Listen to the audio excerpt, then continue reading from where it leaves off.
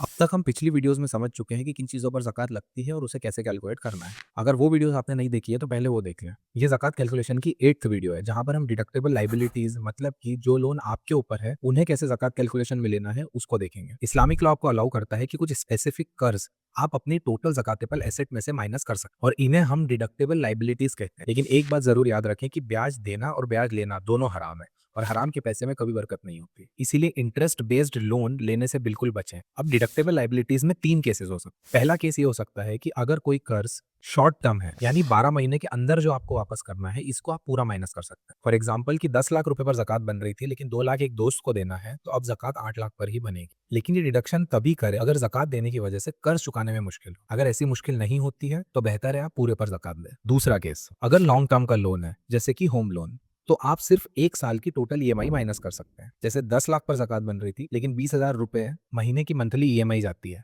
तो साल भर का हो गया 2,40,000। अब इसको आप माइनस कर सकते हैं तो ज़कात 7,60,000 पर ही कैलकुलेट होगी। तीसरा केस कि अगर कोई ईएमआई या पेमेंट आपकी ड्यू हो चुकी है तो आप इसको भी माइनस कर सकते हैं। अब सवाल ये है कि ऐसे कौन से खर्चे हैं जो आप माइनस नहीं कर सकते? तो वो है फ्यूचर एक्सपेंसेस। जैसे कि अगले महीने बच्चों की स्कूल फीस देना है, इसको आप माइनस नहीं कर सकते। या ऐसे लोन जो 12 महीने में ड्यू नहीं है, जैसे कि एजुकेशन लोन, जो कि जॉब के बाद देना होता है, तो स्टूडेंट रहते हुए आप उसको माइनस नहीं कर सकते। इंटरेस्ट का अमाउंट भी ज़कात की कैलकुलेशन से माइनस नहीं किया जा सकता। अब ज़कात कैलकुलेशन का टोटल फ्रेमवर्क क्लियर हो चुका है, लेकिन एक इंपॉर्टेंट चीज़ है जो हर मुस्लिम को देनी होती है, वो है ज़कातुल फित्र।